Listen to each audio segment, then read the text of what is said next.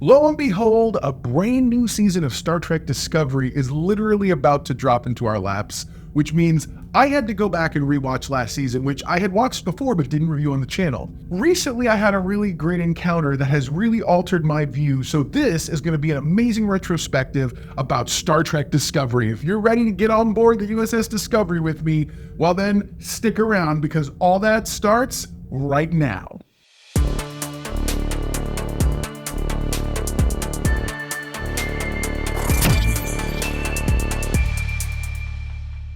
What's up, my know-it-alls? So I was in preparation. Wait, fall around, Picard, get over there. I was in preparation for this exact thing. I was working very hard to come up with what this. I haven't been very excited for this Discovery. Let me put it that way. The reason is the show itself didn't appeal to me in the start. I've always said the first two seasons were very messy, and I still stand by that.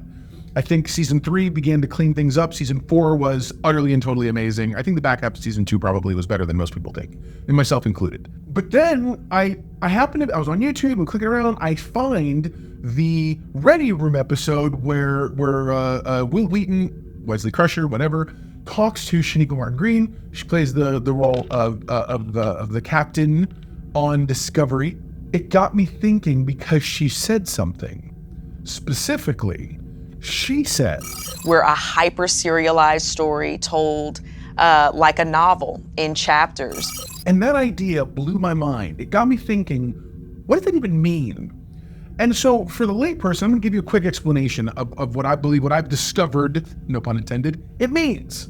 Star Trek, when it began in the 60s, was meant to be episodic. Gene Roddenberry he wanted people to be able to jump in any episode whatsoever and have zero context and be able to know where they were and watch the show. It gave the show universality in a way that would make syndication very plausible and very lucrative. What is syndication? Back in the day, television was only ever run once. You missed an episode of TV? Tough. You had to wait till down the road, they started doing reruns, and then later on, after a show left its standard run, what they would do is other networks would pick it up in syndication. You had to have so many episodes, and that would ultimately allow the show to have a life after its original initial run, if you will. That's syndication. So he wanted Star Trek to be able to have that universality across for everyone. And it was brilliant. It was a brilliant idea. The series literally stands up. You can watch any episode of TOS and jump right in. For the most part, you can watch any episode of The Next Generation and jump right in. And then later on, when you got into shows like Discovery and later on Voyager, they began to become a little more serialized. Now, it wasn't by any stretch hyper-serialized, they were serialized. You'd have two-parters and whatnot and all this other stuff, but at the end of the day, then you arrive, there was this heyday where sci-fi became a glut of sci-fi and you lost Star Trek. It went by the wayside. It wasn't what it was, and it was only going to be relegated to films, and we got it once in a great while. Very similar to a lot of other sci-fis and series of that type. Fast forward to the launch and the announcement of Discovery. We're coming out of a post-Kelvinverse universe, a Kelvinverse world, where some people were like, hey, this breathed new life into Star Trek. I know I enjoyed the Kelvinverse movies, problematic parts or whatever else. By problematic, I just mean they weren't very Star Trek-y in some aspects. I thought Beyond Darkness or Beyond Star Trek Beyond, whatever, was actually the best of the 2009 JJ reboot movies. It felt the most like Star Trek. And I know that, of course, they recently announced they're not going to do the fourth one and whatever else. Around that time period, people were very gun-shy. It was, we don't want all of the lens flariness of it, you know what I'm talking about. Okay, you know exactly what I'm saying. So it's literally that whole idea that it's like lens flares and this and that, and most of the time that was achieved with literally J.J. Abrams had somebody shooting a laser pointer at the camera, so you get this little, that like, what they call anamorphic. So then come Discovery, it's got shiny, glossy sets, it's high action, and what woke me up and opened my eyes to what Discovery is, because I just rewatched season 4 with these new eyes, and season 4 is brilliant. I kind of want to start at the beginning and watch it again, season 1, 2, and 3, with the same new eyes. What does it mean to be hyper-serialized? Hyper-serialized is a season of Discovery is what we may have considered a 2-part episode in the past. Now that seems like a way oversimplification, but stick with me. Or as we like to say these days, walk with me. When you had the show back in the day, you would have these big problems, these big issues, these things that would involve multiple cultures, and we had to go to stuff, and you get a 2-parter out of it or whatever. And essentially, between the breaks, you would get, Captain's Log, sorry, whatever. For the last week, we've been investigating this thing, blah, blah, blah. What Discovery does is, instead of those jumps, you stay with them during that week. It's almost like they've taken the Star Trek novels and giving you what a novel would be as an entire season. So you're on one adventure for the entire season. I know I'm saying this, and people are, there are those of you who've always gotten it, who literally are sitting there like, really? You just got that now? And I'm sitting here going like, yes, I did. Okay, so it's one of those things that you sit here to go, oh my gosh, what was I thinking? Why did I have this mentality? And so again, having rewatched it, the season itself was amazing. So let's get into a little bit more of this retrospective and take a look at the overview of Star Trek Discovery's impact. Up until this point, there was very little in the way by way of Star Trek. We weren't going to get any serialized storytelling for a while. We were stuck with movies, and the movies were doing middling at best. The J.J. Abrams reboot in 2009 actually kicked everyone in the butt and said, with this high-octane, high-driven, very, very, over the top. Its representations were very interesting. It was the first time we were going to see a different actor portray Spock. But then when they do it in 2009, they took the opportunity and they brought Leonard Nimoy in. My point is, we got a big, giant time kick. Now, all of that said, it began to beg the question, when are we going to get a new series? So you have to understand, there's a tiny bit of backstory involving the how Star Trek was. There was an executive in TV named Les Moonves. Les Moonves wanted to keep Star Trek separate. There was a TV property and there was the movie properties, and there was a weird jiggery-pokery that was happening between CBS and Viacom at the time, where they were separate entities. There had been a class action thing, whatever, they had been separated. The company had been split. It tried to do its best to separate certain things, but certain agreements and contracts were stuck outside in limbo. So as a result, that forced the movies to be what the movies were, and then eventually when the series came out, the series couldn't jump right into because that all this copyright nonsense. So what did they do? They went prequel. And when they went prequel, they introduced things. Now, some people were like, what's this, what's that? They've explained everything away in storytelling mode very well. How can Michael Burnham be related to Spock? How come no one's ever talked about it? Well, it was super highly classified to the point of like being treasonous if you talked about it. And to me, that excuse works good like anything else in Star Trek does. And if you try to sit here and think too much about it, trust me, there's a million and one things that I can bust your chops about that don't hold up as well as the idea does. Now, moving on. I did a video before talking about is Star Trek Discovery as good or as bad as it was before. I'll put a link to that video right up here. It was a good video that talked a little bit about the how Star Trek Discovery really felt and sat in the lexicon, especially from someone who wasn't the biggest fan in the beginning. Well, now I've turned a corner. Star Trek Discovery is Star Trek all day. It's Star Trek of a different flavor. And what do I mean by that? It told stories differently. There are many people who would make the complaint, oh, well, it's, why is everyone talking so much? And why is this and that? And why is it so slow? What are you talking about? Let's just look at this last season. This is Star Trek at its best. They were exploring a brand new civilization, and rather than going shooty, bang them up, they were determined to have a peaceful initial first contact as best they could, and they weren't going to draw guns and weapons. Yes, there were people everywhere saying, you got to destroy the 10C, you got to destroy it, you got to do this, you got to destroy the controller, you got to destroy the DMA, you got to do everything, have violence. But there's Burnham, and there's the crew of the Discovery, and there's every single person, the president of the Federation, trying their darndest to sit here and say, no, we have got to be better. We've got to be better. And that resonated with me so much as being what Star Trek has always been.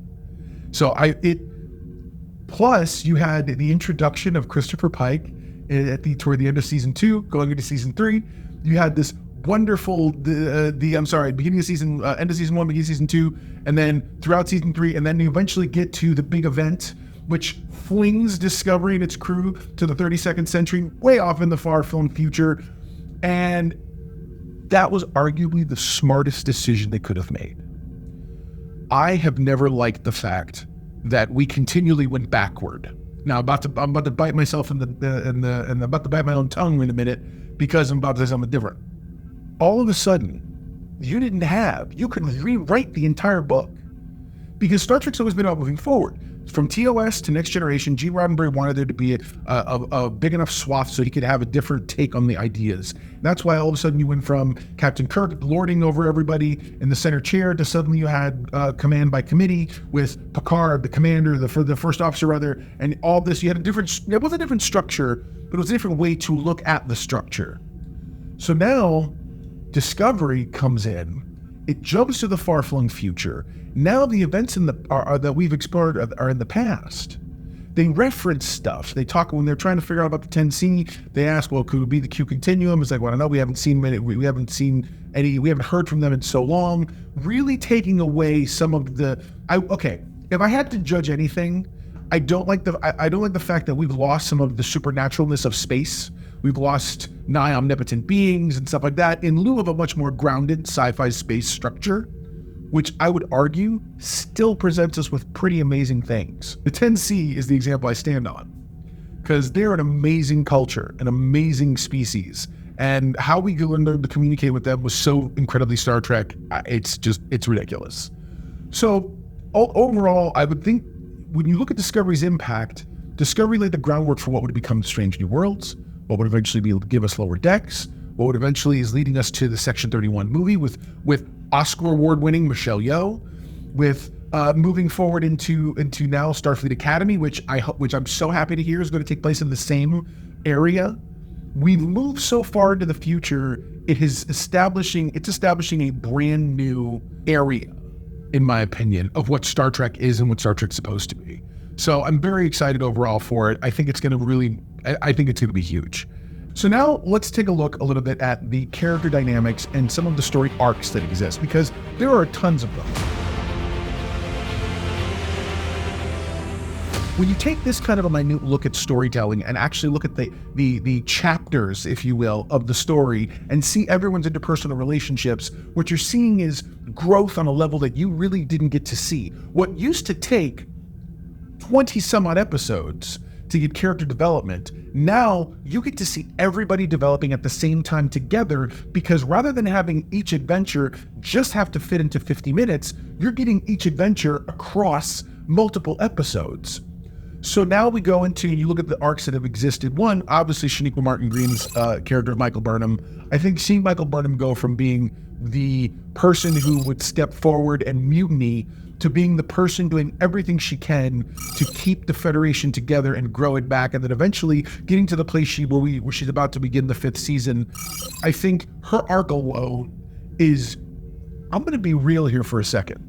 She's shown more arc than we ever got from Captain Kirk. It took years and multiple movies to give us the kind of growth that we've gotten from Michael Burnham's character in 5 seasons.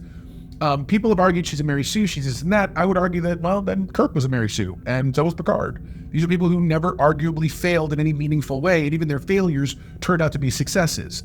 So that argument doesn't hold water for me. She stands shoulder to shoulder with the likes of Janeway, with the likes of Picard, with the likes of Kirk, with the likes of Sisko. She stands shoulder to shoulder with these giants in our fandom, and I believe she's absolutely earned the place she's at, especially with the story arc we've seen.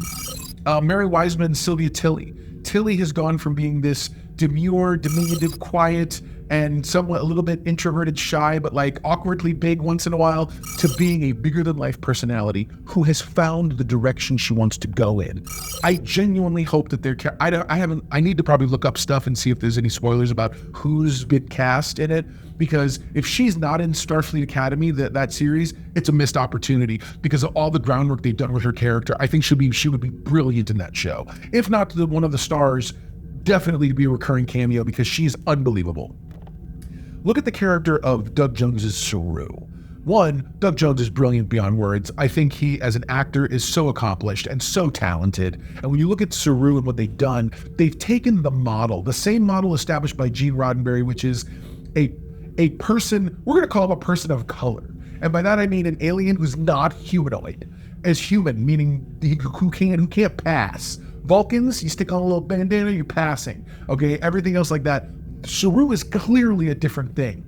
Just like Spock was, just like Data was. Okay, in each of these things, just like Odo was. He stands for, he is the idyllic version of, we are dealing with something alien. This tells us where we are. He's our signpost. He's our Google Maps flag in the ground that says, oh yeah, this is Star Trek. Here he is right here. And he's amazing in that role. The character of Saru has grown from being from being a species who specifically is a prey species to now being this leader, to now not only a leader, but a complex character that has grown, in my opinion, transcended beyond the archetype, not stereotype, the archetype that Star Trek has established. Whether it's Worf, Odo, Quark, any of these characters that we have experienced, Data, Spock, any of them, he stands again shoulder to shoulder with all of those in that archetypal role of the sage, wizened, alien advisor person who's able to not only dispense wisdom, but understanding and really genuinely give us diversity that only Star Trek can give. I was very excited for his character, and I can't wait to see how he wraps up his story in season 5. Next, you come to the characters of Stamets and Dr. Culber, played by Anthony Rapp and Wilson Cruz, respectively. These are two beautiful human beings. I love that story. I love their story.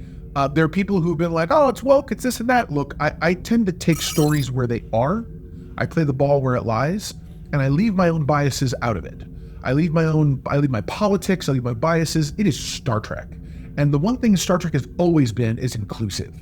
They've always asked hard questions, and they've always put culture front and center. This feels correct.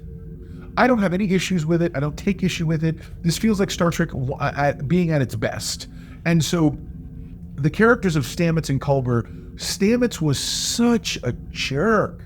He was the worst, and to see him grow into a character who's literally espousing his quote-unquote adopted daughter, if you will's philosophies, and be like, hey, look how great they are, look how wonderful they are, and to being the guy who apologizes and is awkward because he wants to say something but doesn't know how to, versus the guy at the beginning who was like, yeah, I don't want, just get out of my face, what are you doing, I don't care, blah, blah, blah. He's such a growth kid in that character. I think the dynamic is literally, it's a dynamic that I have fallen in love with, and I think that should be appreciated in a way that most people don't. The character that David Ajala plays as Cleveland Book, I think that his character itself is an answer to the question, what if Han Solo existed? But then they go deeper, and they make him part of the species that is so in tune emotionally and empathically with everything, in a way that Deanna Troi wasn't, in a way that other characters haven't been. He's so uniquely his own thing.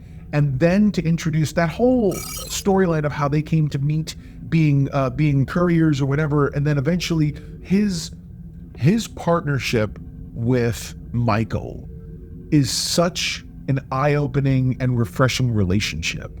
It's one that I don't believe you could have ever seen with the likes of Picard, the likes of Kirk. I believe that relationship only comes from having a very talented, but having a female captain.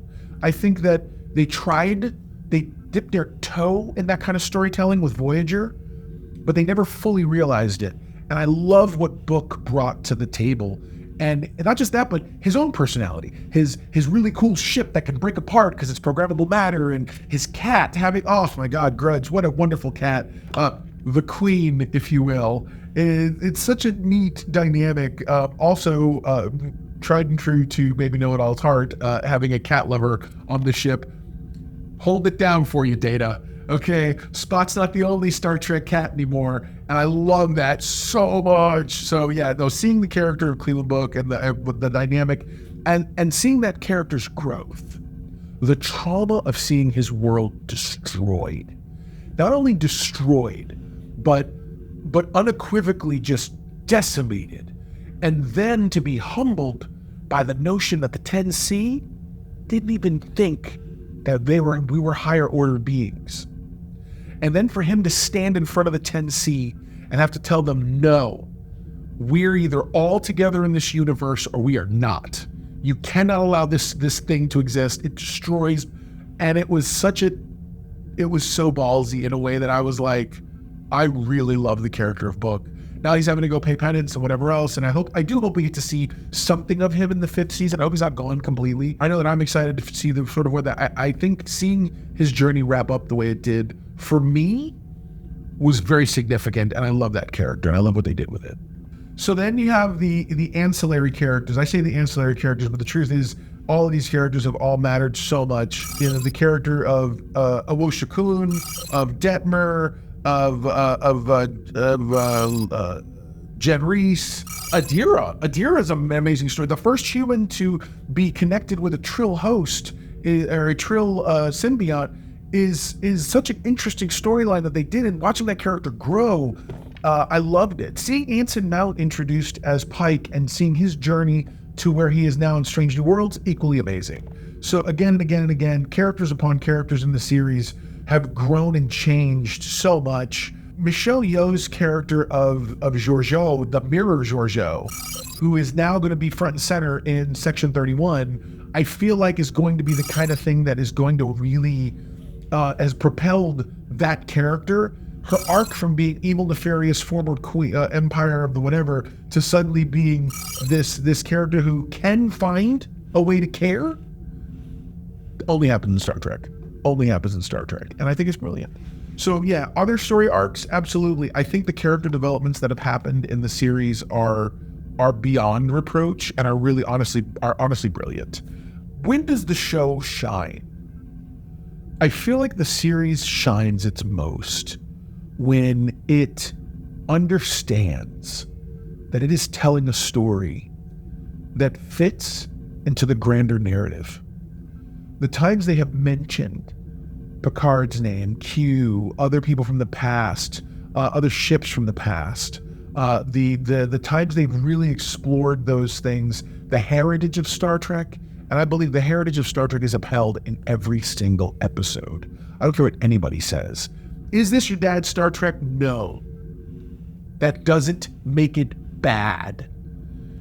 If you've ever read a Star Trek novel, then this is the story you were reading. Because Star Trek novels, when I read Imzadi for the first time, Peter David's Imzadi, I got to see this nuanced look at Bajoran culture and got to see Riker and Troy and really understand the past, understand where it comes, and it informs so much of the characters.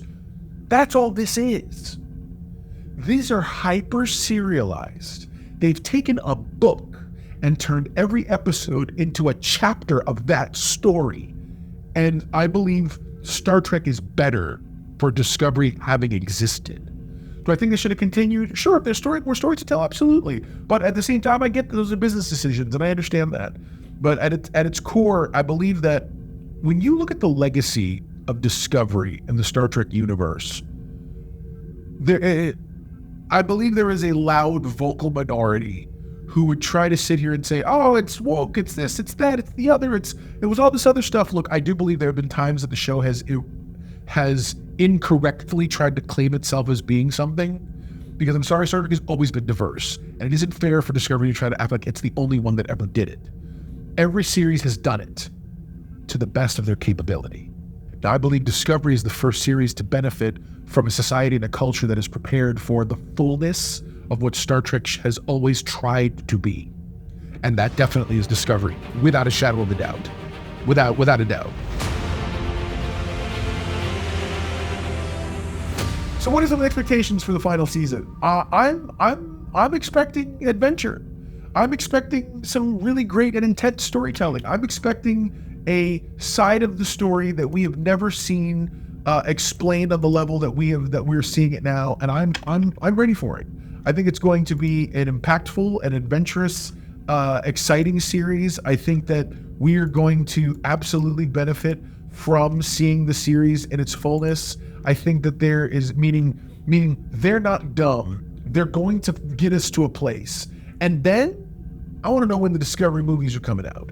Because as far as I'm concerned, that's the next place. Give us some more. Let's see what they're going to do. It's the first series to genuinely know and have the ability to write a story, because of the way nature of their storytelling, they get to tell a story that ends the adventure in a way that makes people go, okay, I see, I feel complete. The closest thing that we've ever gotten to that was the Next Generation's episode, All Good Things. All Good Things, up until Picard Season 3, for me, was one of the best endings a series has ever gotten.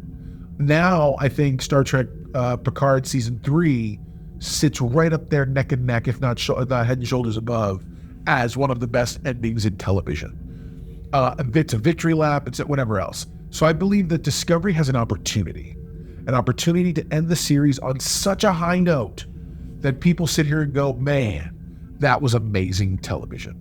And it has been. It started out from beginning in a messy place due to internal politics, external politics, whatever, to eventually be wrapped up and coming out as this wonderful, beautiful symphony that's telling an amazing story with amazing characters. I think Discovery's worth the watch. If you haven't watched it for whatever crazy biased reason, understand something. You have only missed out on an adventure of a lifetime. Give yourself a shot. Check it out for yourself. So, all of that said, there you go. Now you know. And if knowing's half the battle, you're halfway to being a know-it-all yourself. I'm going to give Star Trek Discovery.